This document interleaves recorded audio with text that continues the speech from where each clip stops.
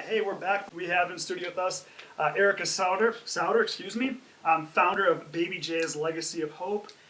We're really excited to have her in studio today to get to hear her story and learn more about BabyJay's Legacy of Hope. So, Erica, tell us how you got to know Nolan and the Henderson family. The first time we met the Hendersons was after my cousin's wife, who actually had a daughter. Their daughters went to Free State, told us about Grit's diagnosis. And then after that, they were nominated for the Rock Chalk Grandpa Classic. And so that's the first time we met him. And Grit was tiny. He was still a baby. And it's been crazy. I mean, it's crazy to see how big he's gotten over the few years. But yeah, that was the first time that we met him. Yeah, we were beneficiaries from BabyJay and then the round ball, just like she said. But it, as we get into the story, it'll be awesome to tell because literally, it's life saving what people are willing to do, especially an organization like BabyJay and Erica and her husband, all the stuff they do. It's great. Well, definitely. And the plan is to talk a bunch about BabyJay's today. We're going to do that near the end of the segment with Erica today. But before we talk about the foundation, I think it's important to know why we need to have BabyJay's. So would you be able to tell us a little bit, Erica, about Jaden? So Jay was a spunky little girl. She never knew any stranger. She would go up to anybody and start just chit-chatting, usually telling them about her video games that she played with her dad. And I still remember one time we were inpatient and she went up to one of the other moms and started telling her about the zombie game that she played with her dad, but that it was okay because it was just pretend. And they weren't real. But anyway, that's just the way she was. She was very strong-willed. I always joke that I didn't know how I was gonna be able to ever convince her of anything different because she was so stubborn. When we were going through our journey for 2.5 years, we saw how many families were in the same position as us, needing help with the everyday bills. And Jaden was just our inspiration for everything. She's, every parent, their child is their hero. And they should be, they're going through hell. And her drive and her attitude is what inspired us to continue to help these families and fill in the spots that need to be. So that's why we do this. I think one thing that's and I'm going to assume that our experiences are almost identical, until when Jaden was, well, I don't know what to say, when they told you that plan for the worst. I'm not for sure what they said, but did you kind of think, when people would come up to you as you're fighting every day and they say to you, I don't know how you do it, I couldn't do it. And I've always said to people, you could do it, especially when you have to do it and you don't have a choice. Yeah. People, I'm sure you hear that, often. And I always told people kind of the same thing. You don't have a choice. It's your child. And you're going to do whatever you have to do to get them through this and make sure that they're healthy, because that's what you do as a parent. You're not going to just say, oh, I can't do this. I mean, that's not even that's never a thought in your mind. You just do it. How old was Jaden when she was diagnosed? She was 2. She was 2 years old. Uh-huh. You remember everything about it, DOD, everything. Yeah, I still remember. So Jay relapsed 3 times the first time she relapsed was on treatment, and she'd only been on treatment for 6 months. Jay's diagnosis was rare, not quite as rare as Grit's, but when she was diagnosed, there were only about 60 to 70 other cases that had been diagnosed like hers in the United States. She had a form of Wilms tumor, which is a kidney tumor generally, but Jay's was never in her kidney. It was always in her abdomen. So hers was actually called external renal Wilms tumor because it was outside the kidney. The first time that that we found it, we thought it was just a hernia, but the tumor had actually come up through the hernia. And then the second time it was found on her spleen. That one sent her to the PICU, where they told us to, I still remember this. Where are we going to start? You take your time, and we can stop and go. That's the best part about this. I still remember the PICU doctor coming to us and saying, "You need to go say what you need to your daughter, because she probably won't make it."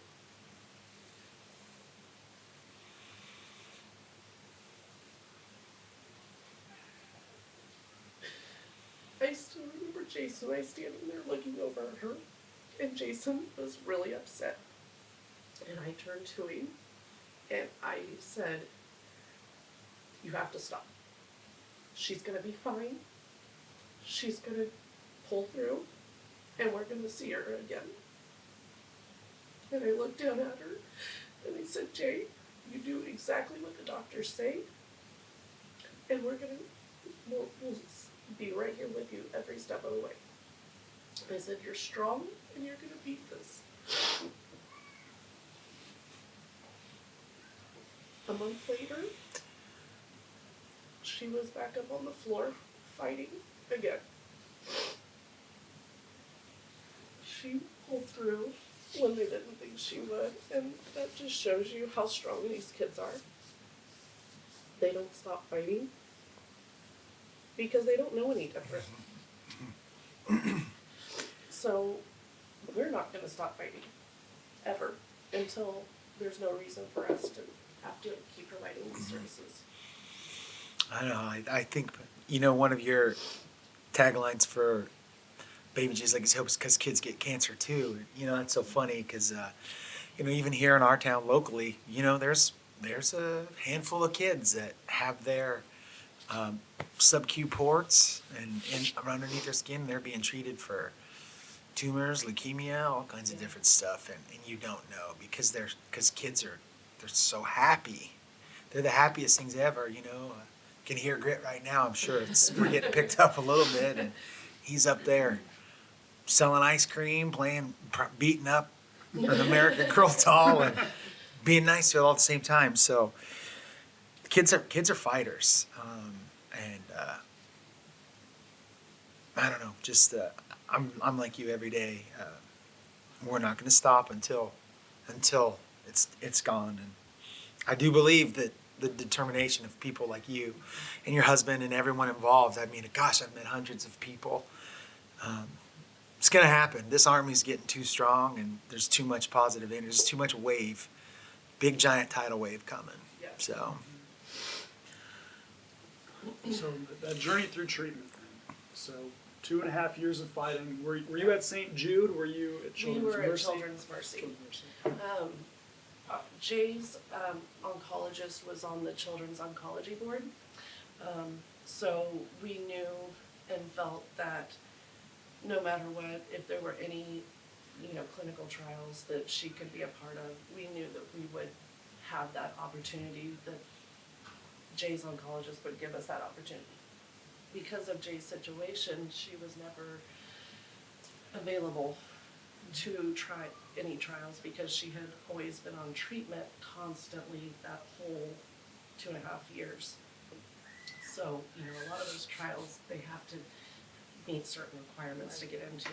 And unfortunately, at the time, there weren't any trials that she could fit into because of her diagnosis. they weren't researching it. It was because Yeah. she was too far along, or Yeah, and I think just because of, like, again, her diagnosis, they didn't really have anything to try. because it was so rare. To find, Right, you know. right. And I, I still, to this day, you can't go online and type in her diagnosis and find anything. That's crazy. I can't, like, nothing comes up. It just always comes up with loans. And that's not how hers acted. It's not how hers worked. And so it's still frustrating. So, yeah. I don't know. I'm just gonna ask who your doctor was, but I don't know if we can legally do that or not. But Yeah, I can tell you that later. okay. My doctor, our doctor. So just given experience, I remember the best part about pediatric cancer doctors is they're way smarter than everybody else. At least for, but sometimes, not all of them.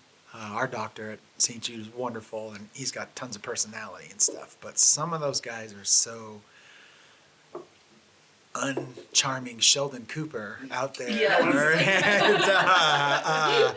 And then everything's literal. Everything's literal, and the doctor comes in and, well, we think it might be cancer. We don't know, and they're just benign and flat. And same deal for you. Yeah, our doctor, she was we loved our doctor. She was really good. But yeah, there's a few of them that I'm just like, really? You gotta. Bedside manner. Right over there. No. None. I just couldn't imagine that being your job though, where that like your job is to tell someone that their child. Like I think I would revert to being very analytical and cold. You'd have to. You And have to. I You just. think a lot of times that's the case. Some of these doctors have been in the profession for 20 plus, 30 plus Right. years. They've Yeah. had to learn to put that up, or else probably lose Yeah. it. Do the job. You would It's just do too it. much. And I'm still friends with a lot of the nurses from CMH on social media, and a few of them I talked to, and I'm like, I don't know how you guys do it. And one of them told me one time, she said, Erica, there's pretty much not a night that I don't go home where I cry on the way home, because I have to be able to let it out somehow. But she's like, this is what I want to do. This is what I want to, I want to help these kids. And I'm like, well, you're amazing and you're an angel on earth, because these parents couldn't get through this without you guys. Because a lot of times those nurses are advocates for you while you're inpatient, because that's what they do.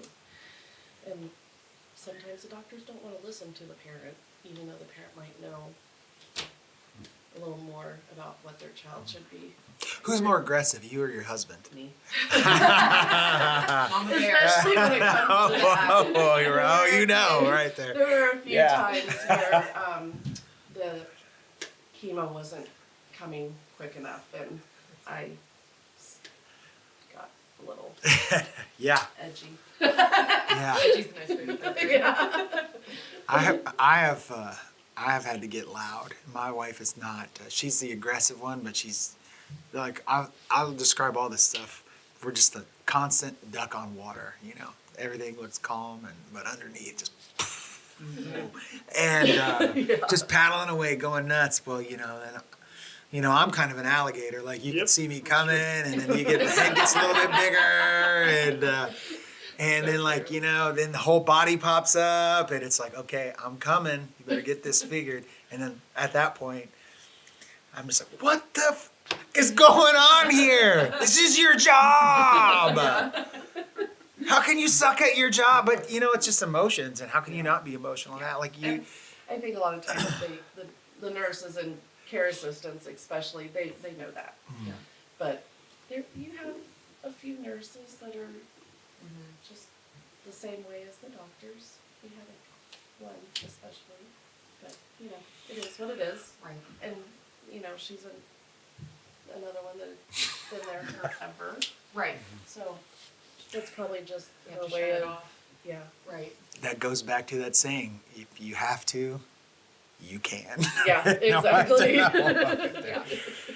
Yeah. But, yeah, so. Well, I think all this, my brain goes right to support now. So this is, yeah, you just have to do it. Like you said, keep moving, keep going forward, keep fighting. But you need support for all this. So can you talk us through the support systems you had in place, people that were able to help you through this, how that looked, the community? We have a huge family support. Most of our family all lives local. So we were very blessed to have our families around. And we both have large families that live in the area, so we had a lot of people who were willing to, you know, help with Trinity and, you know, provide meals but you know, we had a few fundraisers that were done with us. My hometown was amazing. They did it's Perry, so Oh, hey. it's only as big as they can make it. But you know, they did 2 fundraisers for us, and it was just awesome to see the community come together. My brother's ex-wife's family did a huge bowling tournament for us in town, and just to have that support. He's having fun. I know. Um, You don't know what's going on down here, dude. Yeah. But just to have that support behind you when you're going through it, and not having to worry about meals for a week or a couple of weeks, it makes things so much easier. And I feel horrible for the families that don't have that, because it's so hard to be thrown into this and to have the support, but to not have that support and to be thrown into this, my heart breaks for those families. Yeah, I think about that quite a bit too. I mean, we've been blessed. My wife's mom's got a huge family. My mom and Laura's mom, yeah, they're both one of 10, and cute, crazy family. But we're all over the place. But just being a football coach in here in the Lawrence community, our family got huge. And then when we got involved, or when we became beneficiaries of Baby J, it got even bigger, and then it got even bigger and bigger. And I really struggle with the people that don't have that support group. That's one huge reason why I'm so thankful for St. Jude, is because at least they can go there and not have to worry about the medical bill side of it. And the best part about St. Jude, as opposed to, you know, like Children's Mercy, is everybody there is going through the exact same thing you are. And that's your support system. Yeah. And, you know, as opposed to at Children's, when we had just first started, you know, it's what, 4th floor, right? I can't think of the name of the tower right now, but it's, all right, Hinson Tower, that's correct. That becomes your family, but you're just on the 4th floor, and then, but at St. Jude. Not that they're both great, but that's one thing I'm super thankful for. But then back to it, like, well, then when these people go home, what happens? And that's one thing that's great about the Lawrence community. You know, I'll hype it up. There is thousands of people that will support. Yeah. So that's the best part. Yep. The Lawrence community is amazing. There are so many people in this town that have huge hearts and are willing to help and give back and support, you know, families like Grit and a few of the other families that, you know, we've gotten to know. It would be difficult for a lot of families without the support of the Lawrence community. Yeah. I know, like, for me, I've said this several times already, on the other podcast, but for me, for my friends, for family that have come to know Grit, and this situation, we just want to know how we can help. And I know probably as a mom, you don't know how to ask for help. Yeah. You're going to be the strong one, and you're going to be like, I got this. and try to do it all. I know it's hard for Laura to ask for help, and I'm constantly trying to figure out how I can help make it easier. And with her, she's not gonna ask. She's not going to say, this is really what I need right now. Nolan does not have a problem letting me know then, hey, Laura might need this. And it can be as simple as, you know, I would take a day off and come up, and I told her one of two ways. Either you give me a list of stuff I can go do for you, or if you need a second for yourself, I can stay here. I can start folding laundry. I can be here when Grit's taking a nap. And just for her to get away and go to the store by herself for 5 minutes was helpful. And so how do people, how would you want people to come and record, like, how do we help? What's a good way for people to come and say, we want to help? How do we do that? Yeah, through the 8 years that we've had the foundation, and just from personal experience, a lot of families, that is their biggest thing, you know, is asking, because they want to do it themselves. And when you're in this journey, your brain is all over. Right. And all you're concentrating on is your child. So a lot of times you don't take the time to even stop and think, oh, I might need to do all these things at the house, or maybe I should go take some time just by myself. That's not something that goes through your brain. Right. So I think a lot of times that's, you know, where families are in their thought process. But when they do get to the point where they're like, oh, I probably need to ask for some help, it's hard to say, I really need to do this. Yeah. And not because of their pride, even though sometimes I think that's, you know, part of it. But, you know, I always tell people, just letting those parents know that you're there for them, that you're thinking of them, and just telling, you know, like you've done, I'm coming up. You make the day, plan whatever you need to do, go do it. Don't even worry about this, I'll take care of it. There were times where my mother-in-law would come over and just do all of my laundry. Right. That was amazing. Because then I had clothes to throw in the suitcase again if we needed to go up to CMH. You know, it was just one less worry. I think a lot of times just saying, I'm coming up, I'm doing this on this day, and there's no question. That support, just the emotional support, is huge to so many people. Good. So That's what you're doing is amazing. That's awesome. Thank you. That's one of the big questions I have too. Honestly, like even with Nolan, he'll text me and stuff, and as a friend, like, what can I do to help? And then so there's the practical laundry, groceries, helping. I always wonder too, you know, what can I do emotionally or just for your mental health? Do you want to talk about Grit? Do you want to talk about Jay? I don't always know where to go with that as a friend. Let's pause here and take a break. We can answer that question after break maybe. We'll go refill our coffee mugs and do all that, but that might be a good place to pause for just a second, and we'll hash this out after a quick break. Thank you for listening to Erica Souter. And we're back from another break. Sorry, we're not break. We were not break. Oh, we were not break. I was just joking. Totally not on break. Yeah. I was to see the cameras on. Oh God. This is amateur hour over here. We're good. Now we're gonna cut back into all this laughing. Okay. All right, we're good. Okay. So, yeah. Well, I think this is a good transition point into talking about BabyJay's Legacy of Hope. You can find that at babyjayslegacy.org if you're interested at home. If you're listening to this, go check that out. Erica, tell us about BabyJay's Legacy of Hope, the website and the organization. Yeah, so our Facebook page is the one that we use a lot to update with events and, you know, families, that, you know, things that we've had going on with the families.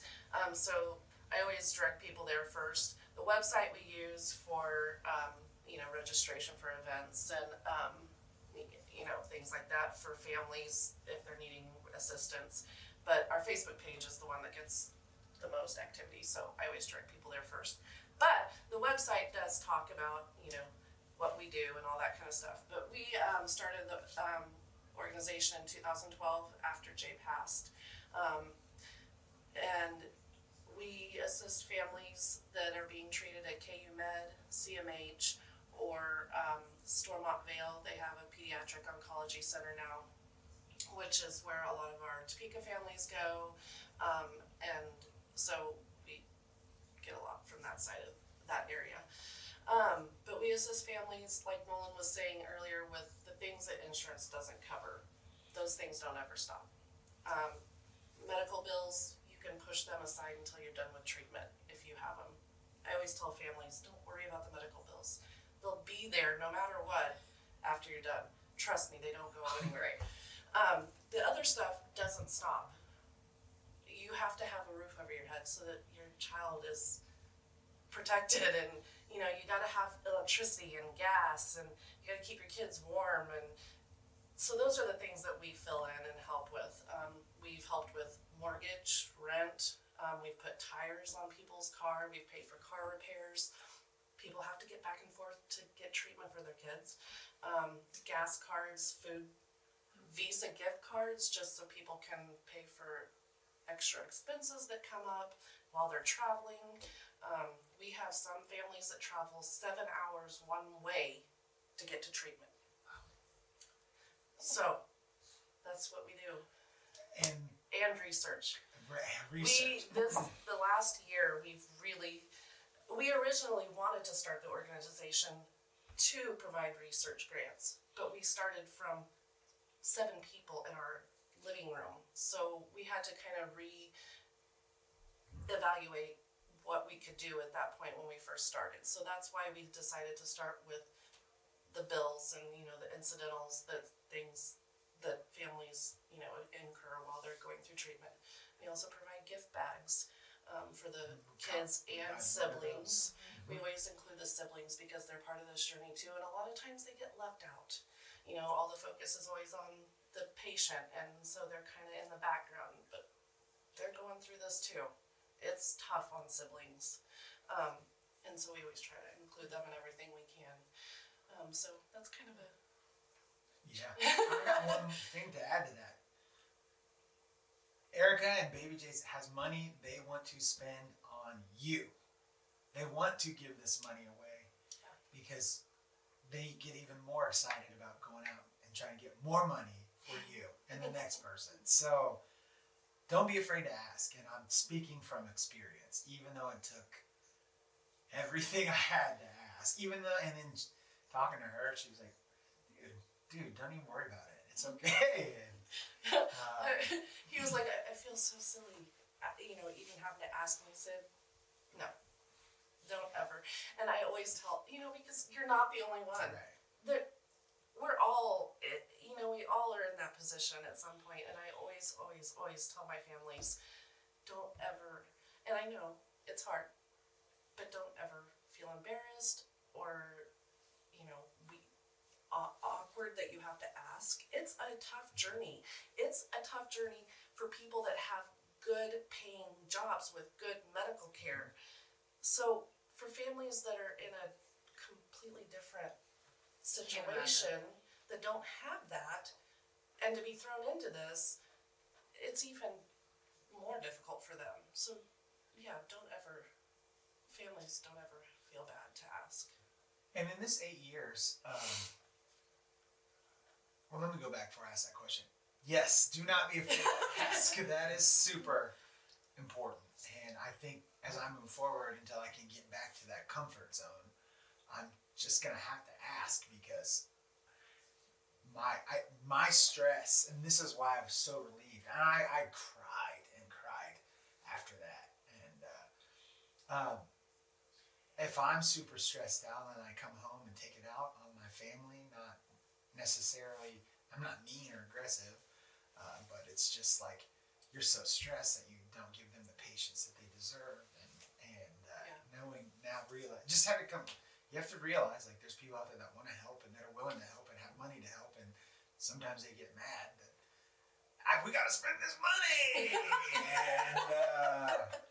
and we can't, because I think is BabyJay's the same? If you have to spend the money on certain things, or you before you can go get more of it from us, right? So with nonprofits, the money, I mean, you always have an operating expense account, that you have budgeted. But the money that you bring in is supposed to go back out to what your charter and your mission is set to. You're not supposed to just keep hoarding it and keep building it in the bank. You're supposed to be giving that out. So yeah, we want it to go to you guys. That's what we're here doing this for. We're here to support you guys. So yeah, we want it going back out to the families that need it. And it's all pediatric cancer, so 18 and under. Yep. Okay. And I know now they're starting to 19 is still considered pediatric if it's a form of pediatric cancer. So if you've been diagnosed with any form of pediatric cancer, you are a candidate, correct? All right. Yep. And we actually now have started assisting families up to 12 months post-treatment, because it doesn't end when the doctor says, you've completed your treatment protocol. It doesn't stop. These families continue to have to go to follow-up appointments, some once a month, some every couple of weeks, and they have to do that for a year before they get spaced out to even 3 months. So we have now started assisting these families a little bit longer. Obviously, we can't assist them, unfortunately, for a lifetime. I wish we could, but Someday, right? maybe someday. Maybe someday we don't even have to do this because we're in the There we cure. go. Yep, that's Yeah. what it's about. That's the goal. Right. So if there's a family that's interested, what's the process to get involved with BabyJay's as a family that, say, needs some help paying mortgage this month or car payment or whatever? Do they contact you? How does that go? Some families will contact me directly. They'll just message me. Some families will message me through our Facebook page, and some just go directly out to the request for assistance part of our website, and that just, they fill that out and it sends it directly to me, and then I get in contact with them. Okay. So then the next, okay, good. No matter what, we're eventually gonna have you fill out the request form. Yeah.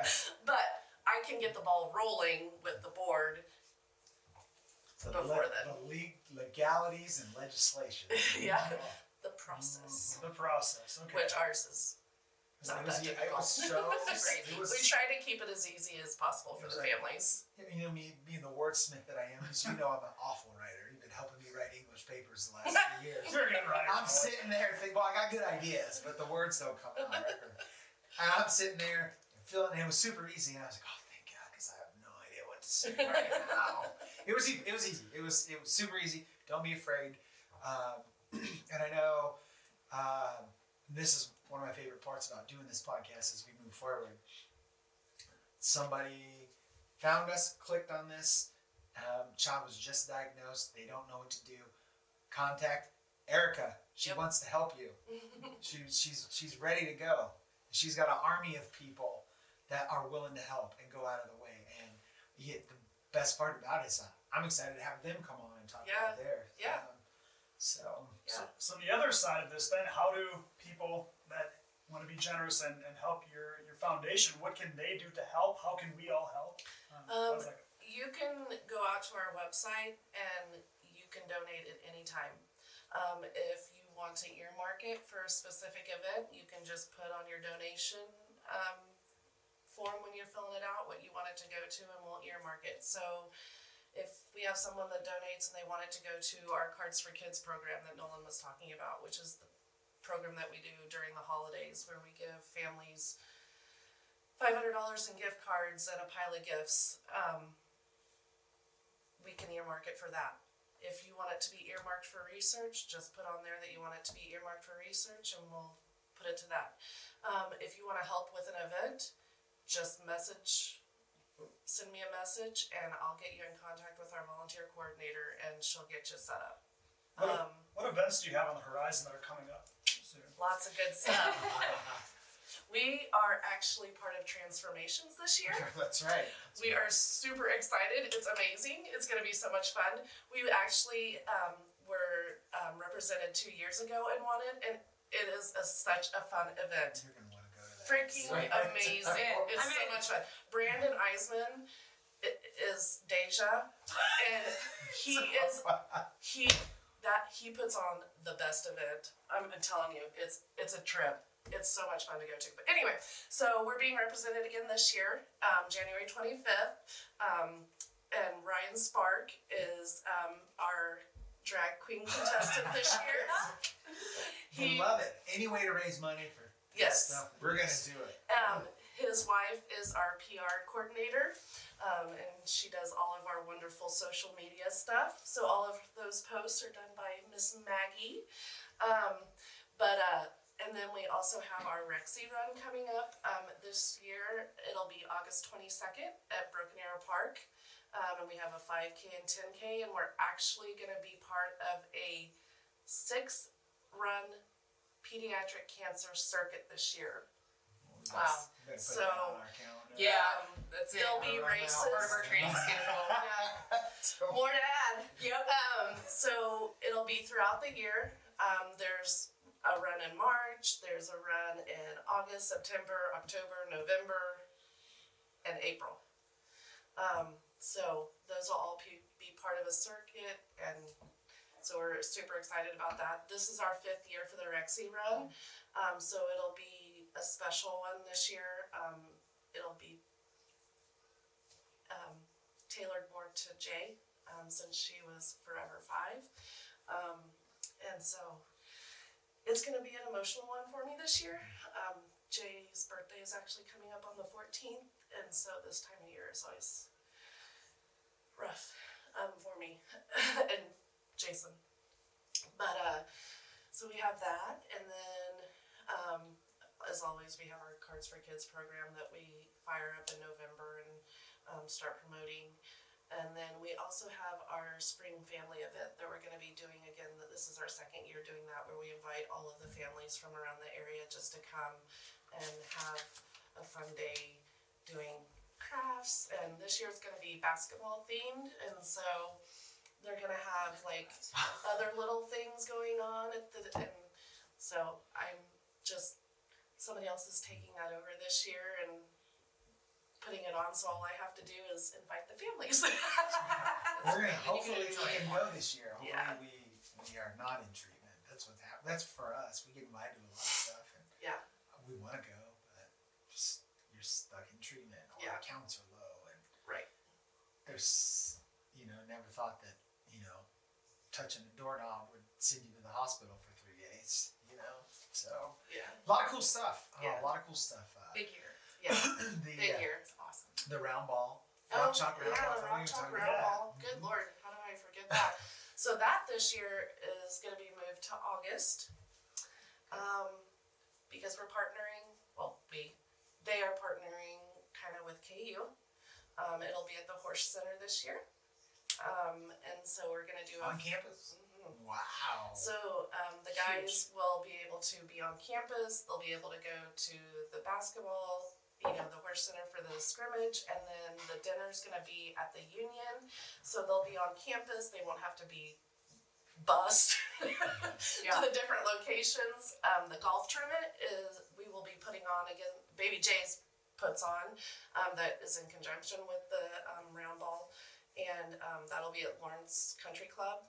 And we're hoping to get 27 teams this year and fill it and make it amazing. You get to play with a KU player on your golf team, and so Not current. Every time you No. graduated, there's So an NCAA it's violation. returning. Yeah, it's former players. So you could play with Bud, or you might play with Tyrell Reed. You never know. But they're, So we awesome. always have at least 10 KU players there, and if they're not on your team, then you'll be able to, And visit with them all. K-Staters, you do not have to be a KU No. fan to do this. I bleed purple. I shook hands and rubbed elbows with everybody. those guys that come to the Rock Chalk, they're amazing. Devontae Graham last year sat until all of the patrons were gone and continued to sign autographs for a good 30 minutes after other people, like the main, those guys, they are awesome with those starting 5 kids and the families, and they let them come up and sit on a bench with them, and they'll talk to them, and it's just awesome. I think he played last year, right? Mm-hmm. Yeah, that's what I think. Talking sports here, I think that's where his knack for just dominating started, because he scored like 50 or 60 points that night, and then he took He it. did, and then He was just straight like gangster, man. I don't care who these guys are. They're my teammates. Aggressive, and he just took it right into the league, man.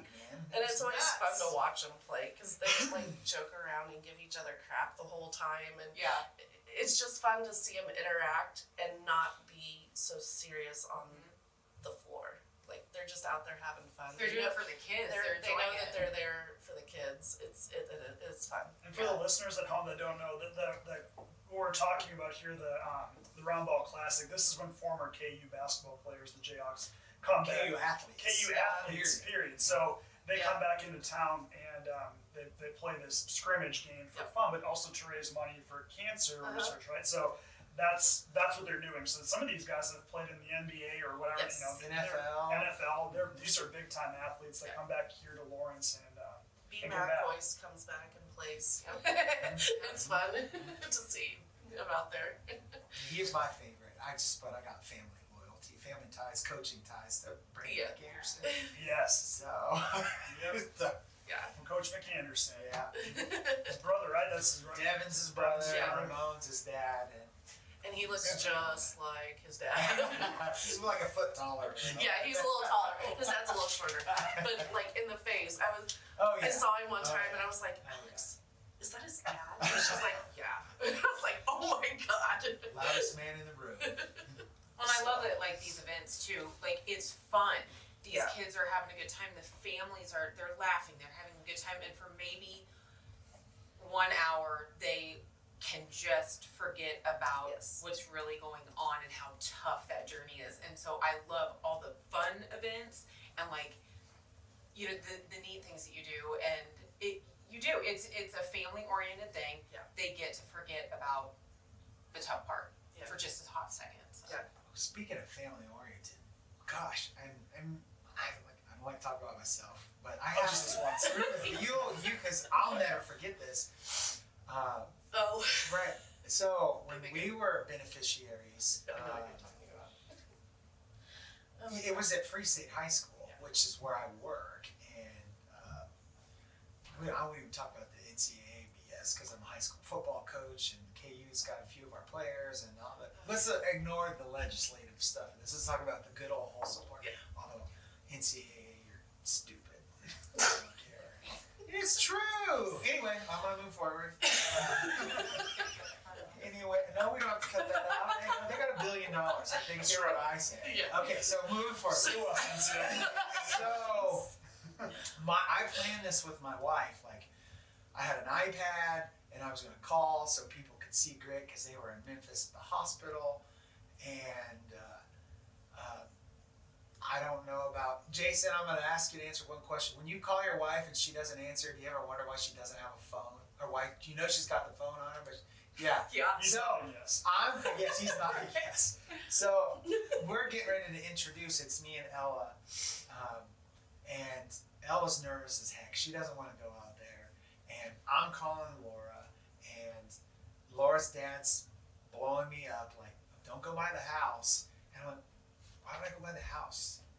Don't come by our house. Like, just go straight to the thing." And I'm like, "Why am I worried about going by your house, Tom? I don't want to do it, Tom." All right, and because I'm super stressed, I got Ella. We're flying around. I'm coming in from Kansas City. We're worried about tickets, and all I care about is having this iPad ready to go for Grit and Laura. And she's not answering, and I'm like, she knows that we're here. I'm pissed, and I'm getting like, alligator. You know, my eyes are up, and now my whole body's popped up, and I'm swimming towards my victim, right? Getting ready to do that. What's that roll? And then they're like, and Brian Haney introduces me and Ella, and I'm super excited. I'm running through, high fiving. You know, this is the Rock Chalk Round Ball. This is Free State High School. This is like, and I got the smile on my face, but deep down inside, I'm so pissed off because she didn't answer the phone, and Ella and I are standing there, and Brian, and then I'm looking over for family and Erica, like what's going on, and the next thing I know, it's, well, we got another surprise for you. Grit's at the hospital. His you know, wasn't going to be able to make it, but guess what? His counts are up. He's doing better. And we're going to introduce, and Erica comes out and brings Laura, because Grit's down right there, and they introduced Grit, and Laura, and they drove back from Memphis, and here I was so mad, and I'm just so shocked. I kept him in the back room. Oh, I was, you know, like, and they were doing this at my high school, in my building, where I have all the keys to everything. I can turn the sound system, I can do whatever I want. They're jacking with me in my own building. And here they come, and oh gosh, we ought to connect that to all our social media to give people, and that was just an awesome moment. And I had been messaging Laura all week, and I'm like, you know, trying to get everything organized. I'm like, but don't tell Nolan. Yeah. And yeah, I'm like brought him out from the back janitor room. Did she tell you where they went? Yeah, that's totally everything. And then it made sense why I wasn't supposed to go around the house. And Yeah, because they were at his parents. my parents, nobody knew. Erica knew, Tom knew, and Brian knew. Yeah. That was it, right? So 3 people knew. Well, we were there, and me, my husband Jason, and Keely, we were up top in the stands, and they entered. I mean, I could not compose myself. I mean, people behind us were reaching over and saying, "Are you guys okay?" Because all three of us just lost. It was such an amazing moment. That whole every year, I'm like, I'm not gonna get emotional. I'm good. Nope. Every time that tunnel starts, I'm like, well, here we go. Yeah, I bet. I should just put a bunch of Kleenex in my pocket because Yeah, I was not prepared. It was amazing. It was amazing. I'm surprised you never saw me that night because I was running back and forth. Wow, I was between the commons area and I was fired up. I'm like, oh, she missed this. And then Nolan's like missed texting this. me. He's like, where do I go for tickets? And I'm like, your tickets are at the front. And he's like, but they're not there. And I'm like, God dang it. I was freaking out. I was like, the tickets are supposed to be in one spot. It was good. It gets to be a crazy. I will never forget that moment. That was incredible. I'm glad it happened. This Wildcat will forever be grateful for BabyJay's Legacy of Hope and the Rock Chalk Round Ball Classic, all that stuff. And they'd be willing to help out other Wildcats too, if that's the case. We do all the time. Even some Missouri. It's Yeah, that's right. We had one Dirty family Tigers. that was a recipient for the round ball, and the dad was a diehard Missouri person, and he's like, I was gonna wear a Missouri shirt, but she told me I couldn't, and I'm like, well, at least you didn't wear it. I'm not gonna make you wear KU, but that's a good thing you probably didn't wear it tonight. Yeah. So we love everybody. You don't have to be KU fans. So that's August this year, right? You said, so we can put that on the calendar. Perfect. August 8th, 9th, and We're 10th. out there. Yeah. Right when football practice starts. Yeah. I'll be there. Now I know I won't be out of town for sure. I'll definitely be in town because can't miss football practice. So let's hope you said August 1st is when you're going to be getting good news. So we'll be celebrating with some basketball, football. Grit is the ring bearer in a wedding on August 1st. That we know of. Not that we know of. He's a ring bearer on Unless it changes. Right. So that'll be his first live performance in front of people besides his yakking into the microphone this week. I don't have a problem with any kind of live performance. It's not that kiddo. No.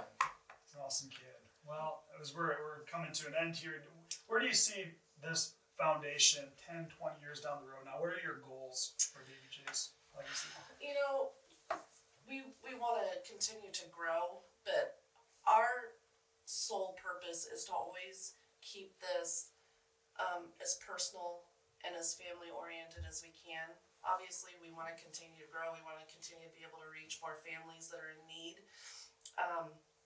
But we never want to lose that personal connection, that personal touch, because I feel like that makes all the difference for families, knowing that they have that, relationship. But we want to grow our research grant opportunities.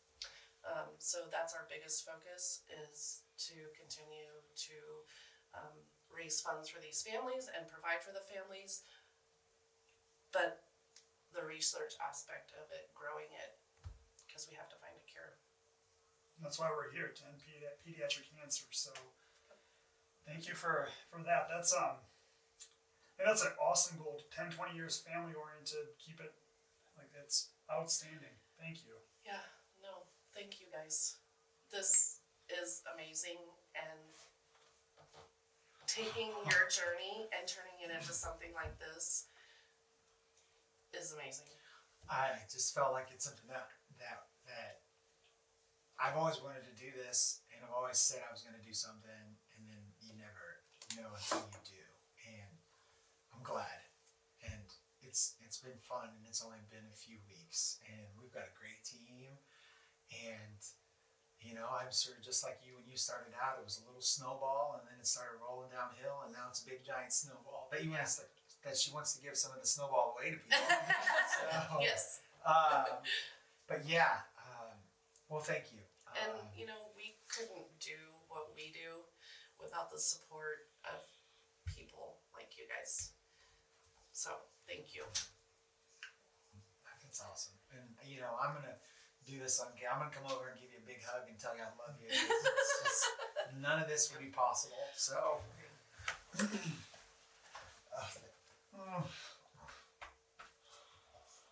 We love you guys. I love you. Thank you. Wrap it up. Well, yes. I was saying off, like I'm wearing out the sleeve of my that was an outstanding interview. Thank you, Erica. Thank you for sharing Jay's story, and her legacy lives on. Thank you for being here. This has been Erica Souter and the TeamGrit podcast. Thank you all so much for listening. Please check out the Facebook page, BabyJay's Legacy on Facebook. Visit the website. Thank you. Yeah, thank you for having us. And since you're local, you're going to be on more. Yes. Whenever you need me, Okay. I am more than willing. Okay. And I can always bring other people from the board or Yep, other we'll need families. that. We're going to need that list. Yeah. So, You just let me know. all right.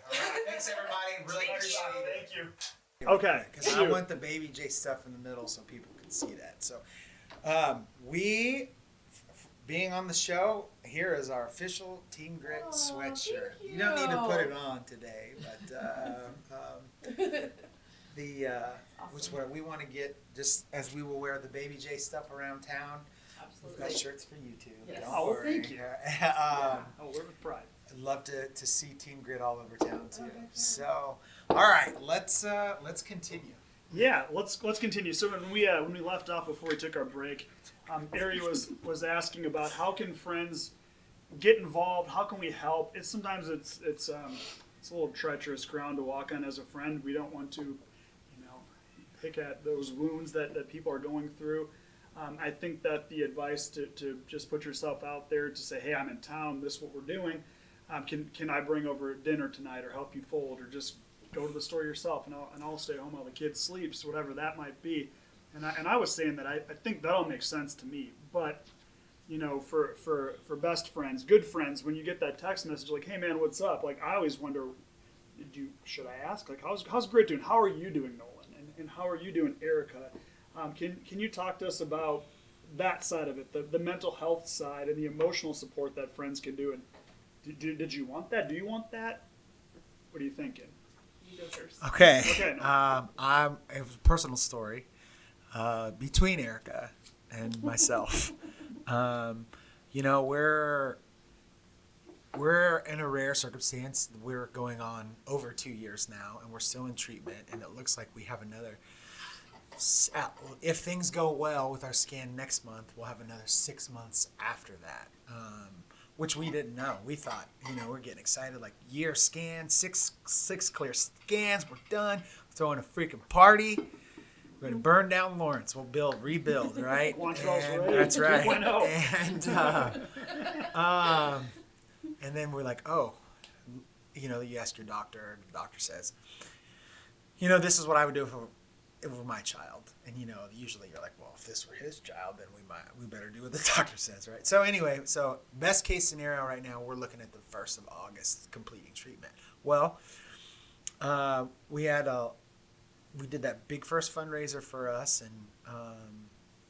and then we were the beneficiaries of the Rock Chalk. And what a lot of people forget is, as blessed to be at St. Jude, they cover our medical bills, and they'll pay for food and for Laura and Grit when we're in St. Jude. And then they do cover travel costs. It's like 75 cents a mile or whatever. But they don't pay for me. They don't pay for Ella. They don't pay for the roof over our heads. They don't pay our bills. And Laura and I were high school teachers. And then boom, that money's cut. You try to live your life as close as possible to when you had 2 incomes, but it's almost impossible. So to make a long story short, I looked at our funds, and when we were going to run out, because this money was really only supposed to last a year and a half at the most, and now we're running into over 2 years now.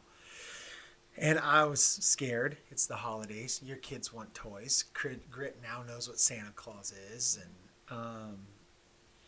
and he can talk now, and he asks for stuff. And now I know why parents go broke. You get that little voice. Will you buy this, mommy? And I didn't know what to do.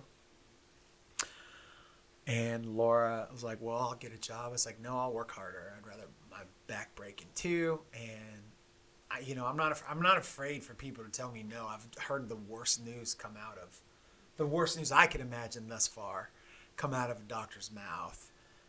Just ask people. They say no. Okay, good. I'm not anywhere off. So I contacted Erica, and I said, I'm worried about Christmas. I'm not for sure what to do.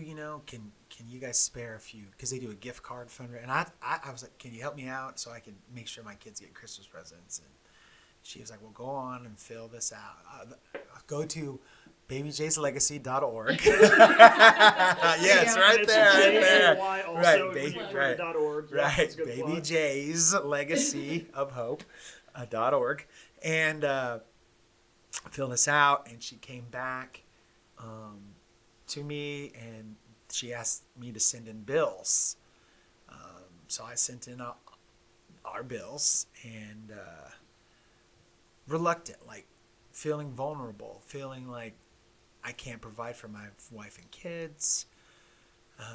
Sent it over, and I did immediately feel better that I asked for help. It's always like, you did it. Now it's and she contacted me within 24 hours and said, we're going to cover your house payment, your car pay. Whew, here they come. Waterworks are firing up. And our electric bill and our gas bill. And I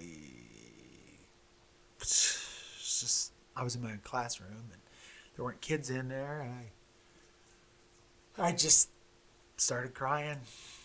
So grateful and thankful, and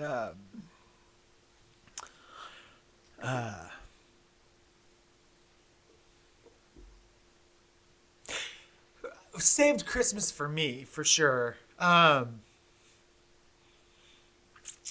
It's pretty cool. And then on top of that, she knows I like to cook because I'm a culinary teacher.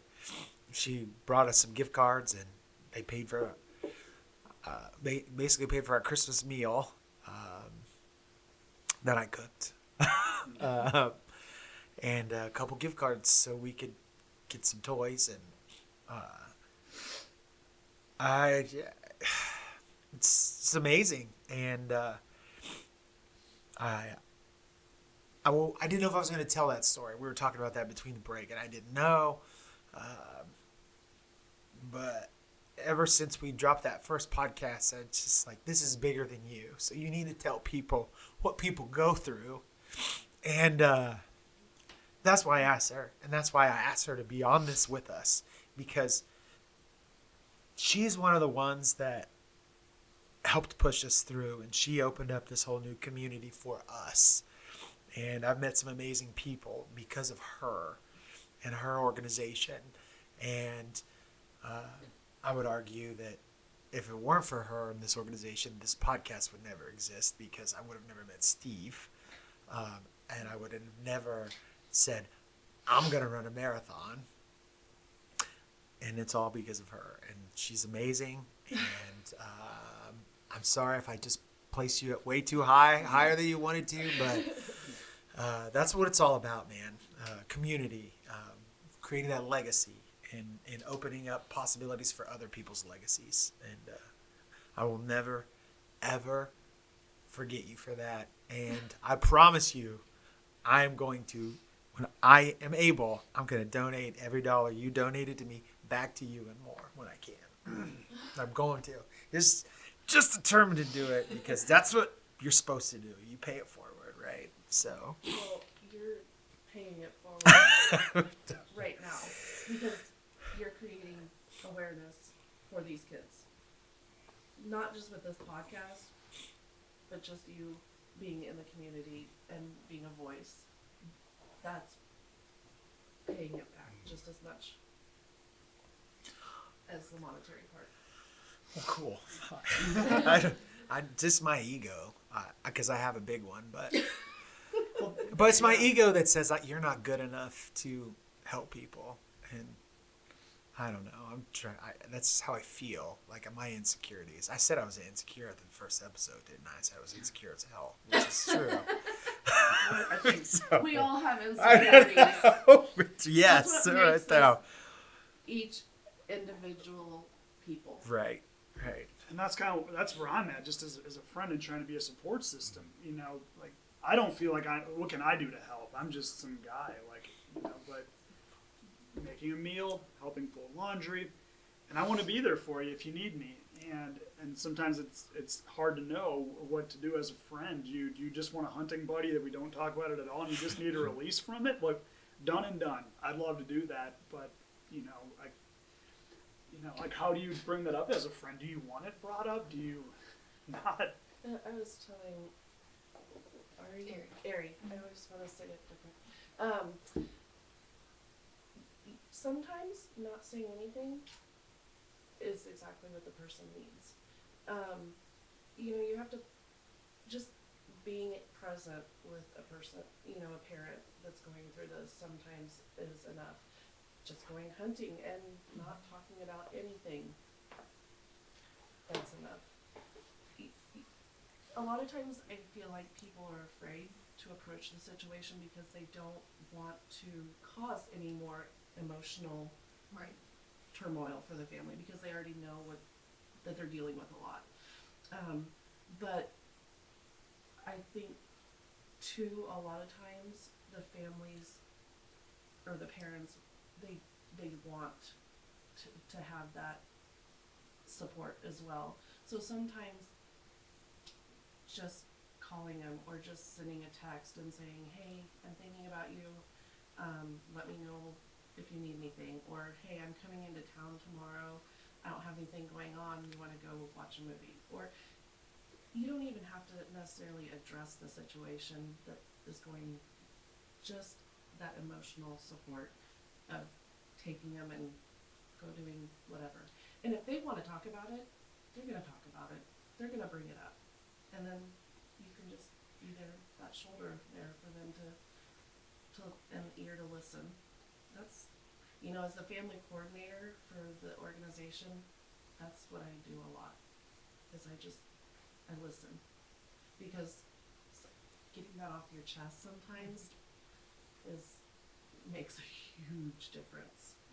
And I always tell, sometimes I'll have moms contact me and they're like, I just feel like I could cry, and I will come back and I'll say, then go do it. go to a bathroom, go to your bedroom, lock the door, tell your kids, I'll be out in 10 minutes, and cry. You have to get that out, because if you don't, then you can't focus on your family and your child the way that you need to. There were many times I spent 30 minutes in the bathroom at the hospital crying because I wasn't going to do it in front of Jay, because I already knew she was dealing with so much. I wanted to be that positive, strong person that she could rely on. So I go wherever I needed to if I had to and just let it out. Some moms would go for a run around the hospital. Some would just go for a walk. You have to do whatever you need to do so that you can be there for your family and your child. I was in the same boat. Same thing. When I'd leave, especially when I leave Memphis, like it was just so much. And I talked about this the other day. I turned to Coors Light, and I don't want to say I had a problem, but that was my medication of choice at that time to relax and calm down. And then I got fat, extra fat, not just for myself. And yes, that's right. That's right. Oh, and you're always going to fat. Yes. And that's yeah, and that was my crying, and now it's working out every day, no days off, because kids don't get to take days off. That's somebody who was. I told them I was complaining about my knee being a tad bit sore. No days off. You need to take a day off. You're gonna get hurt. Good. Then get a day off. Sorry, I'll do that later. So. I think that's so true, though, what you're saying. Like,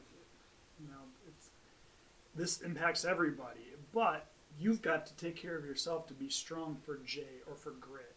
It's just, if you aren't taking care of yourself, then you can't be the parent that they need, and that's so hard. I think that the parenting instinct. We're all parents here. Like you want to do anything you can for your kid, every last thing you could possibly do, but it's easy to forget about taking care of yourself as well. It is. In that process. Oh, for sure. So, took me over a year.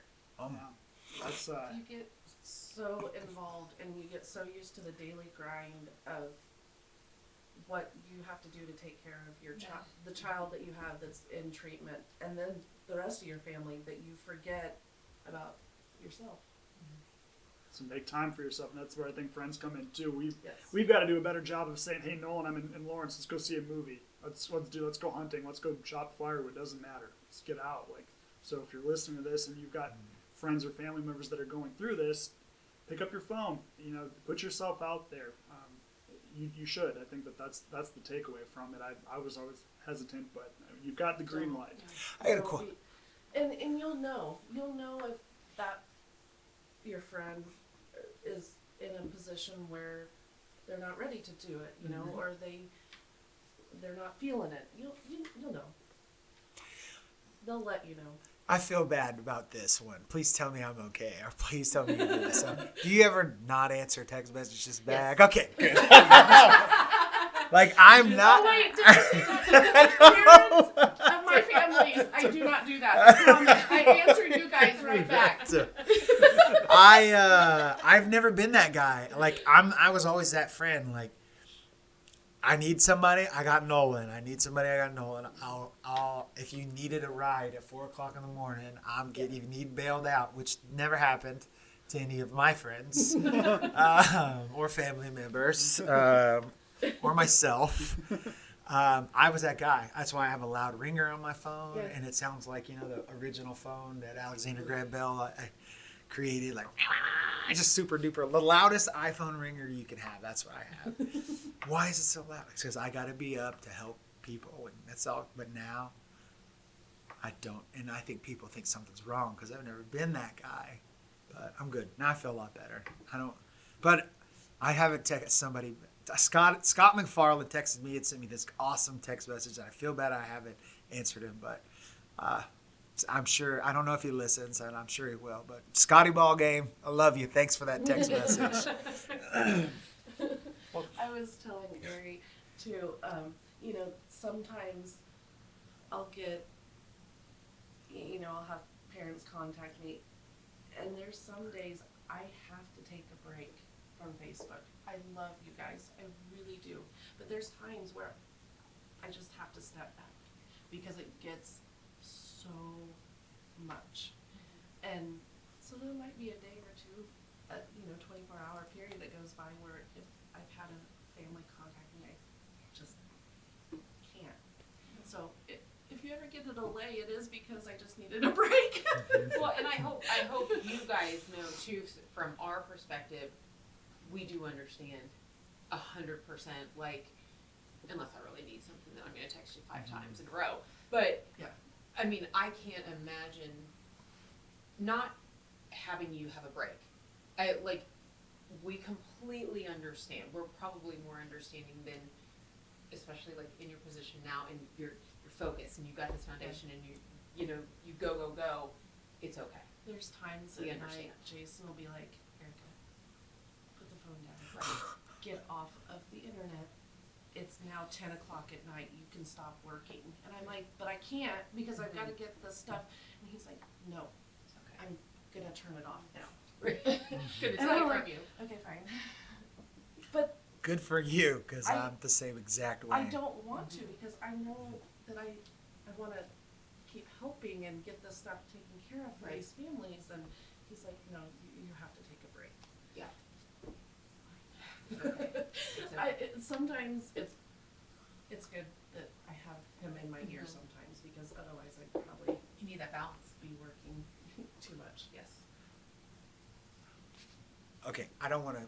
We're gonna take a break, but we won't announce it. We'll just rip. I want to start that over. That way we can, because I Yes. want to talk about how to get involved. Yeah, and that we was can the all next just order of segment- business. yes. Where can we go directly? Talk about the runs, all that stuff. So I'm gonna stop it and I'm gonna restart the camera. Just keep this going. Yeah. So these cameras only go for 30 minutes because Devin was telling us that to get a camera that runs more than 30 minutes means it's like an official movie making camera, which is a whole other category. So it has to cut off at 30 minutes. So every camera you can buy at a store that's not $20,000 or something cuts off at 30 minutes. So We have a friend that is in video That's why production. We are I on. What? have a friend that just bought a Blackmagic. It's like a $1,300 body camera, and it's made for video. whatever. Yeah, it's like Awesome. a special category of deal. Yeah, and he did a couple little videos for us, and he was like, yeah, he's got like the camera that sits on the swivel, and he's like, yeah, these are. Devin's got some crazy equipment, and I'm just like, you can't have that. I got little kids, man. You can't have that stuff in my house. Yeah. Okay, ready? And we're back from another break. Sorry, we're No, not. we weren't on break. We weren't on break. Oh, we were on break. I was just No, no. joking. Cut! Totally not on break. Yeah. Let me check to see the cameras on. Oh God. This is amateur hour over here. We're good. Okay. Now we're gonna cut back into all of us laughing. Okay. All right, we're good. Okay. So, yeah. Well, I think this is a good transition point into talking about BabyJay's Legacy of Hope. You can find that at babyjayslegacy.org if you're interested at home. If you're listening to this, go check that out. Erica, tell us about BabyJay's Legacy of Hope, the website and the organization broadly. Yeah, so our Facebook page is the one that we use a lot to update with events and, families, that, things that we've had going on with the families. So I always direct people there first. The website we use for, registration for events and, things like that for families if they're needing assistance. But our Facebook page is the one that gets the most activity, so I always direct people there first. But the website does talk about, what we do and all that kind of stuff. But we started the organization in 2012 after Jay passed. And we assist families that are being treated at KU Med, CMH, or Stormont Vale. They have a pediatric oncology center now, which is where a lot of our Topeka families go. And so we get a lot from that side of that area. But we assist families, like Nolan was saying earlier, with the things that insurance doesn't cover. Those things don't ever stop. Medical bills, you can push them aside until you're done with treatment if you have them. I always tell families, don't worry about the medical bills. They'll be there no matter what after you're done. Trust me, they don't go anywhere. The other stuff doesn't stop. You have to have a roof over your head so that your child is protected, and you got to have electricity and gas, and you got to keep your kids warm, and so those are the things that we fill in and help with. We've helped with mortgage, rent. We put tires on people's car. We pay for car repairs. People have to get back and forth to get treatment for their kids. Gas cards, food, Visa gift cards, just so people can pay for extra expenses that come up while they're traveling. We have some families that travel 7 hours one way to get to treatment. So, that's what we do. And Research. research. The last year, we originally wanted to start the organization to provide research grants, but we started from 7 people in our living room. So we had to kind of re-evaluate what we could do at that point when we first started. So that's why we decided to start with the bills and, the incidentals, the things that families, incur while they're going through treatment. We also provide gift bags for the kids We and got siblings. one of those. We always include the siblings because they're part of this journey too, and a lot of times they get left out. All the focus is always on the patient, and so they're kind of in the background, but they're going through this too. It's tough on siblings, and so we always try to include them in everything we can. So that's kind of like. Yeah. I got one thing to add to that. Erica and BabyJay's has money they want to spend on you. They want to give this money away because they get even more excited about going out and trying to get more money for you and the next person. So don't be afraid to ask. And I'm speaking from experience, even though it took everything I had to ask. And then talking to her, she was like, dude, don't even worry about it. It's okay. He was like, I feel so silly, even having to ask him. I said, no, don't ever. And I always tell, because you're not the only one. Right. That we're all, we all are in that position at some point. And I always tell my families, don't ever, and I know it's hard, but don't ever feel embarrassed or, awkward that you have to ask. It's a tough journey. It's a tough journey for people that have good paying jobs with good medical care. So for families that are in a completely different situation that don't have that, and to be thrown into this, it's even more difficult for them. So yeah, families don't ever feel bad to ask. And in this 8 years, well, let me go back before I ask that question.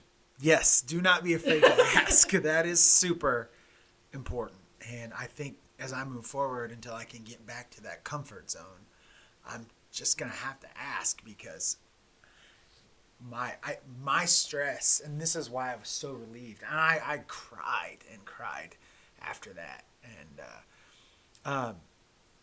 if I'm super stressed out and I come home and take it out on my family, not necessarily, I'm not mean or aggressive, but it's just like you're so stressed that you don't give them the patience that they deserve, and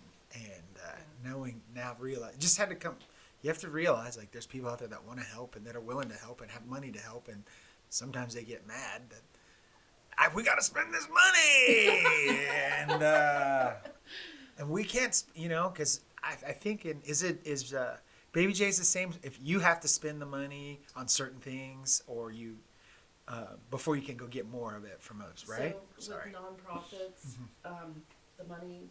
I mean, you always have an operating expense account, that you have budgeted, but the money that you bring in is supposed to go back out to what your charter and your mission is set to. You're not supposed to just keep hoarding it and keep building it in the bank. You're supposed to be giving that out. So yeah, we want it to go to you guys. That's what we're here doing this for. We're here to support you guys. So yeah, we want it going back out to the families that need it. And it's all pediatric cancer, so 18 and under. Yep. Okay. And I know now they're starting to 19 is still considered pediatric if it's a form of pediatric cancer. So if you've been diagnosed with any form of pediatric cancer, you are a candidate, correct? All right. Yep. And we actually now have started assisting families up to 12 months post-treatment because it doesn't end when the doctor says, you've completed your treatment protocol. It doesn't stop. These families continue to have to go to follow-up appointments, some once a month, some every couple of weeks. And they have to do that for a year before they get spaced out to even 3 months. So we have now started assisting these families a little bit longer. Obviously, we can't assist them, unfortunately, for a lifetime. I wish we could, but Someday, right? maybe someday. Maybe someday we don't even have to do this because we Right, there we here. go. There we go. Yep, That's that's Yeah. what this is about. That's the goal. right. Yep. So if there's a family that's interested, what's the process to get involved with BabyJay's as a family that say needs some help paying mortgage this month or car payment or whatever? Do they contact you? How does that go? Some families will contact me directly. They'll just message me. Some families will message me through our Facebook page, and some just go directly out to the request for assistance part of our website, and that just they fill that out and it sends it directly to me, and then I get in contact with them. So then the next, go ahead. No matter what, we're eventually going to have you fill out the request form. Yeah. But I can get the ball rolling with the board. So Before then. legalities and legislations. Yeah. The process, The process, okay. which ours is. It was Crazy. it was We try to keep it as easy as possible for was the like- families. me being the wordsmith that I am, because I'm an awful writer. You've been helping me write English papers the last 3 years. You're good, right? I'm sitting there well, I got good ideas, but the words don't come out, right? And I'm sitting there and feeling, and it was super easy, and I was like, oh, thank God, because I have no idea what to say right now. It was easy. It was super easy. Don't be afraid. And I know, and this is one of my favorite parts about doing this podcast as we move forward. Somebody found us, clicked on this. Child was just diagnosed. They don't know what to do. Contact Erica. She wants to help you. She's ready to go. She's got an army of people that are willing to help and go out of the way. And the best part about it is I'm excited to have them come on and talk about theirs. Yeah. So on the other side of this, then, how do people that want to be generous and help your foundation, what can they do to help? How can we all help? How does that go? You can go out to our website and you can donate at any time. If you want to earmark it for a specific event, you can just put on your donation form when you're filling it out what you want it to go to, and we'll earmark it. So if we have someone that donates and they want it to go to our Cards for Kids program that Nolan was talking about, which is the program that we do during the holidays where we give families $500 in gift cards and a pile of gifts, we can earmark it for that. If you want it to be earmarked for research, just put on there that you want it to be earmarked for research, and we'll put it to that. If you want to help with an event, just send me a message, and I'll get you in contact with our volunteer coordinator, and she'll get you set up. What events do you have on the horizon that are coming up soon? Lots of good stuff. We are actually part of Transformations this year. That's right.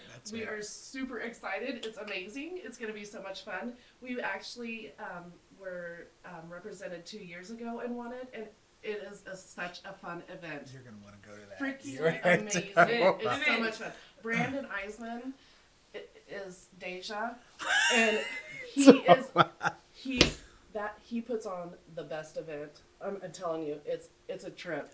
It's so much fun to go to. But anyway, so we're being represented again this year, January 25th. And Ryan Spark is our drag queen contestant this year. You love it. Any way to raise money for this stuff, we're going to do it. his wife is our PR coordinator, and she does all of our wonderful social media stuff. So all of those posts are done by Miss Maggie. And then we also have our Rexy Run coming up this year. It'll be August 22nd at Broken Arrow Park. And we have a 5K and 10K, and we're actually going to be part of a 6-run pediatric cancer circuit this year. We better put that on our calendar. Yeah, that's We it. gotta run that races. one. Yeah, more to add. Yep. So it'll be throughout the year. There's a run in March. There's a run in August, September, October, November, and April. So those will all be part of a circuit, and so we're super excited about that. This is our 5th year for the Rexy Run. So it'll be a special one this year. It'll be tailored more to Jay, since she was forever 5. And so it's going to be an emotional one for me this year. Jay's birthday is actually coming up on the 14th, and so this time of year is always rough for me and Jason. But so we have that, and then as always, we have our Cards for Kids program that we fire up in November and start promoting. And then we also have our spring family event that we're going to be doing again. This is our 2nd year doing that, where we invite all of the families from around the area just to come and have a fun day doing crafts. And this year it's going to be basketball themed, and so they're going to have like other little things going on and so somebody else is taking that over this year and putting it on, so all I have to do is invite the families. That's right. Hopefully we can go this year. Hopefully Yeah. we are not in treatment. That's what's happening. That's for us. We get invited to a lot of stuff, and Yeah. we want to go, but just you're stuck in treatment, or Yeah. counts are low, and Right. there's never thought that touching a doorknob would send you to the hospital for 3 days. So a lot of cool stuff. Yeah. A lot of cool stuff. Big year. Yeah. The Big year. Awesome. the round ball, rock chalk round ball. the We didn't even rock talk chalk about round that. ball. Good Mhm. Lord, how do I forget that? So that this year is going to be moved to August, because we're partnering. Well, they are partnering kind of with KU. It'll be at the Horse Center this year, and so we're going to do On campus. Mhm. Wow. So the guys will be able to be on campus. They'll be able to go to the basketball, the Horse Center for the scrimmage, and then the dinner's going to be at the Union. So they'll be on campus. They won't have to be bused Yeah. to the different locations. The golf tournament we will be putting on again. BabyJay's puts on, that is in conjunction with the round ball, and that'll be at Lawrence Country Club. And we're hoping to get 27 teams this year and fill it and make it amazing. You get to play with a KU player on your golf team, and so Not current. Everyone's got to be No. graduated. There's So- NCAA it's violations. returning, yeah, it's former players, so you could play with Bud, or you might play with Tyrell Reed. You never know. But they're, So we awesome. always have at least 10 KU players there, and if they're not on your team, then you'll be able to, Hey, visit with them all. K-Staters, you do not have to be a KU No. fan to do this. I bleed purple, and I shook hands and rubbed elbows with everybody. Those guys that come to the Rock Chalk, they're amazing. Devontae Graham last year Yeah. sat Yeah. until all of the patrons were gone and continued to sign autographs for a good 30 minutes after other people, like the main, those guys, they are awesome with those starting 5 kids and the families, and they let them come up and sit on a bench with them, and they'll talk to them, and it's just awesome. I think he played last year, right? Yeah, that's Yeah. right. I think, talking sports here, I think that's where his, knack for just dominating started because he scored like 50 or 60 points that night, and then he took it in. And Yeah, then he was just straight like gangster, man. I don't care who these guys are. They're my teammates. I'm aggressive, and he just took it right into the league, man. It And was it's always nuts. fun to watch them play because they like joke around and give each other crap the whole time, and Yeah. it's just fun to see them interact and not be so serious on the floor. Like they're just out there having fun. They're You doing know, it for the kids. they They're know enjoying that it. they're there for the kids. It's fun. And for the listeners at home that don't know, the what we're talking about here, the Round Ball Classic, this is when former KU basketball players, the Jayhawks, come back. KU athletes. KU athletes, Period. period. So they Yeah. come back into town and they play this scrimmage game for Yep. fun, but also to raise money for cancer research, right? So that's what they're doing. So some of these guys have played in the NBA or whatever, Yes. you know, NFL. These are big time athletes that come back here to Lawrence and Be and My get back. Boys comes back and plays. It's fun to see him out there. Yeah, he is my favorite. But I got family loyalty, family ties, coaching ties to Brandon Yeah. McAnderson. Yes. So, Yep. Yeah. Well, Coach McAnderson. yeah. His brother, right? That's his brother. Devin's his brother, and brother. Ramon's his dad, and And he We looks just just got like his dad. he's like a foot taller though. Yeah, right? he's a little taller. His dad's a little shorter. But like in the face, Oh I yeah. saw him one Oh, time yeah. and I was like, Oh yeah. is that his dad? And she's like, yeah. I was like, oh my god. Loudest man in the room. Well, and So- I love it, like these events too. Like it's fun.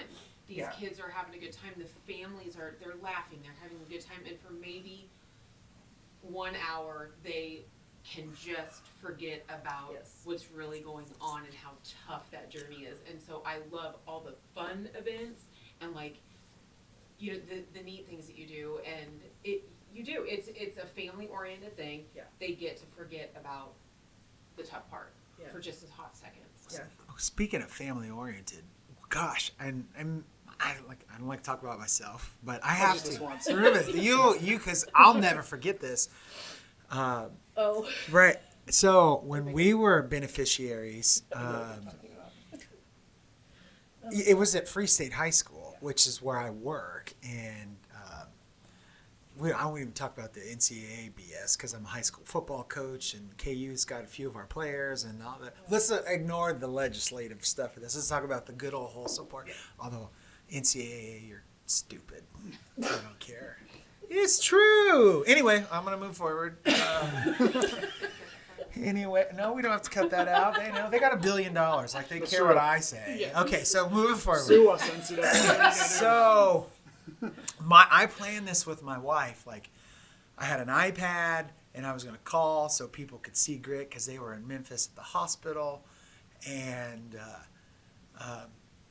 I don't know about Jason. I'm going to ask you to answer one question. When you call your wife and she doesn't answer, do you ever wonder why she doesn't have a phone? Or why? Do you know she's got the phone on her? But yeah. He's So nodding yes. yes, he's nodding yes. So we're getting ready to introduce. It's me and Ella, and Ella's nervous as heck. She doesn't want to go out there, and I'm calling Laura, and Laura's dad's blowing me up like, "Don't go by the house." And I'm like, "Why would I go by the house? Don't come by our house. Like, just go straight to the thing." And I'm like, "Why am I worried about going by your house, Tom? I don't want to deal with this." Tom. All right, What's up, and Tom? because I'm super stressed, I got Ella. We're flying around. I'm coming in from Kansas City. We're worried about tickets, and all I care about is having this iPad ready to go for Grit and Laura. And she's not answering, and I'm like, she knows that we're here. I'm pissed, and I'm getting like alligator. You know, my eyes are up, and now the whole body's popped up, and I'm swimming towards my victim, right? Getting ready to do that. What's that roll? And then they're like, Yeah. and Brian Haney introduces me and Ella, and I'm super excited. I'm running through high fiving. You know, this is the Rock Chalk Round Ball. This is Free State High School. This is like, but and I got this smile on my face, but deep down inside, I'm so pissed off because she didn't answer the phone. And Ella and I are standing there, and Brian, and then I'm looking over for family and Erica, like, what's going on? And the next thing I know, it's Well, we got another surprise for you. Grit's at the hospital. His wasn't going to be able to make it, but guess what? His counts are up. He's doing better. And we're going to introduce, and Erica comes out and brings Laura, because Grit's down right there, and they introduced Grit, and Laura, they drove back from Memphis, and here I was so mad, and I'm just so shocked. And, I kept him in the back room. I was, and they were doing this at my high school, in my building, where I have all the keys to everything. I could turn the sound system. I could do whatever I want. And they're jacking with me in my own building. And here they come, and oh gosh, we ought to connect that to all our social media to give people a reminder. And that was just an awesome moment. And I had been messaging Laura all week, and I'm trying to get everything organized. I'm like, don't tell Nolan. Yeah. And I brought him out from the back janitor room. Did she tell you where they went? Yeah, they told me everything, and then it made sense why I wasn't supposed to go over to the house. And yeah, because they were at his parents. my parents didn't know. Nobody knew. Erica Her knew, parents. Tom knew, and Brian knew. Yeah. That was it, right? So 3 people knew.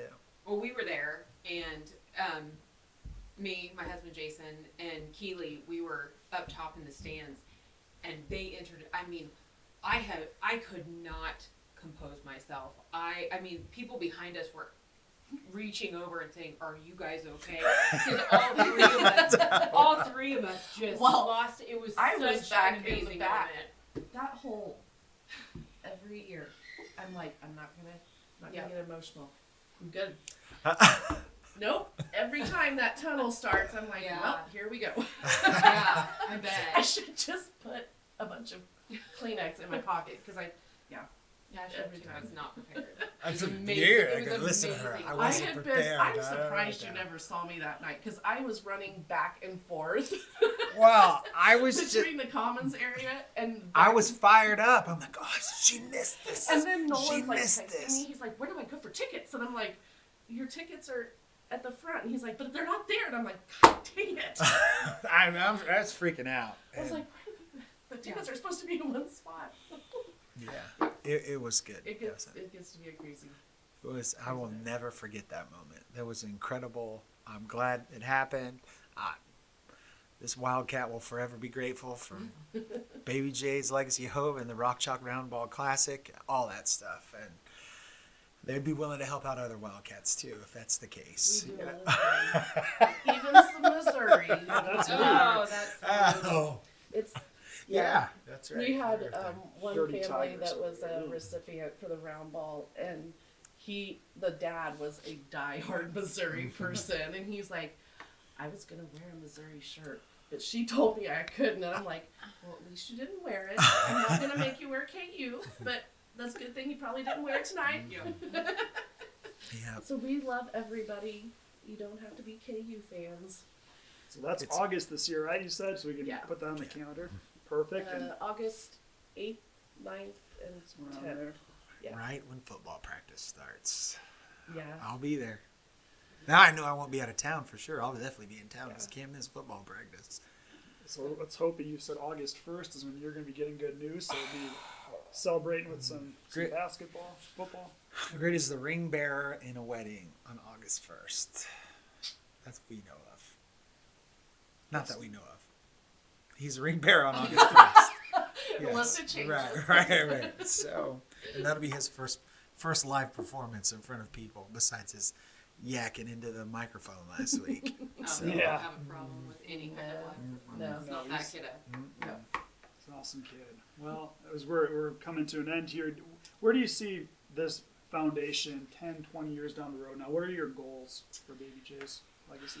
You know, we want to continue to grow, but our sole purpose is to always keep this as personal and as family oriented as we can.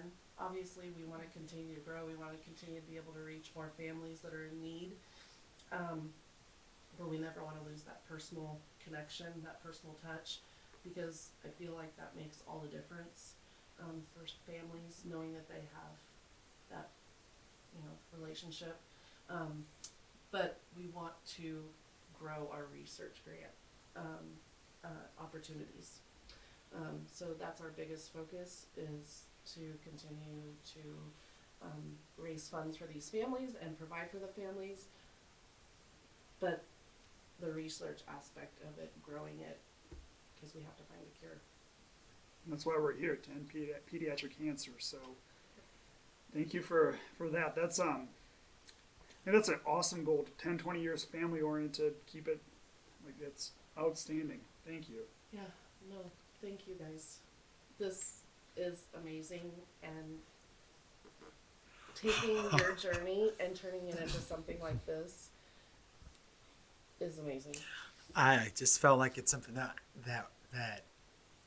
I've always wanted to do this, and I've always said I was going to do something, and then you never know until you do. And I'm glad, and it's been fun, and it's only been a few weeks, and we've got a great team, and you know, I'm sure just like you, when you started out, it was a little snowball, and then it started rolling downhill, and now it's a big giant snowball that you want to that she wants to give some of the snowball away to people. So Yes. but yeah, well, thank you. And, you know, we couldn't do what we do without the support of people like you guys. So, thank you. That's awesome. And, you know, I'm going to do this on camera. I'm going to come over and give you a big hug and tell you I love you, because it's just, none of this would be possible. So.